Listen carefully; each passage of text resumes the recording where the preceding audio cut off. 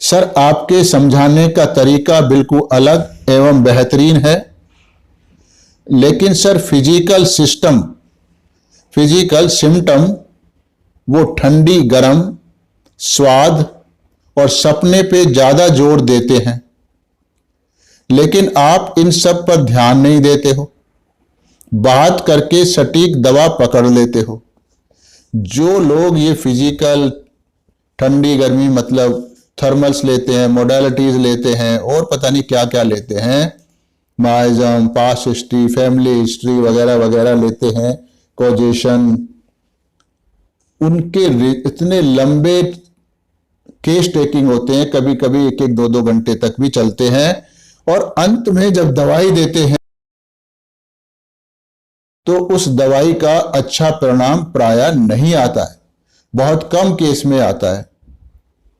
और जो हम ये कर रहे हैं इसमें परिणाम तुरंत क्लिनिक पर बैठकर ही पता लग जाता है, क्योंकि ये सही प्रिस्क्रिप्शन की निशानी है।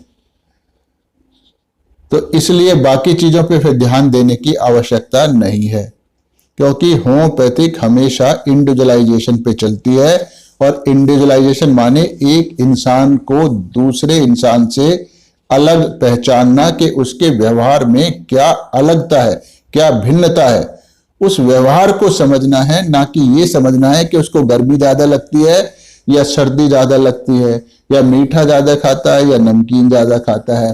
क्योंकि जब हम किसी इंसान का वर्णन करते हैं, किसी एक इंसान के बारे में समझाते हैं, तो ये कभी नहीं कहते कि भाई वो उसको बलगम ऐसा आता है, उसको खांसी ऐसी आती है, उसको शौच ऐसा आता है, उसको गर्मी ज्यादा लगती है, सर्दी ज्यादा लगती है, उसकी बीमारी फलाने मौसम में बढ़ जाती है। ये सब बातें हम किसी इंसान के बारे में किसी को नहीं बताते। हम क्या बताते हैं कि वो बड़ा गुस्से वाला है, वो बड़ा चिंता करता है, वो बड़ा अच्छा आदमी है, वो फैमिली को बड़ी ध्यान देता है, वो बड़ा झगड़ालू है। यानी हम हमेशा ही उसके स्वभाव के बारे में बताते हैं कि वो कैसा इंसान है। तो इसलिए जब हम किसी इंसान के व्यक्तित्व को उसके स्वभाव से पहचानते हैं, तो फिर जब हम दवाई देने के लिए इंडिविजुअलाइजेशन करेंगे तो भी तो हमको स्वभाव ही देखना होगा, यानी मानसिक लक्षण ही देखने होंगे। तो इसलिए मानसिक लक्षण देखना कर उस पर दवाई का चुनाव करना ही सही तरीका है। बाकी सही तरीके नहीं होते हैं, इसीलिए उनसे रिजल्ट भी बहुत कम मिलते हैं, बहुत देर में मिलते हैं और विश्वसनीय नहीं होते हैं।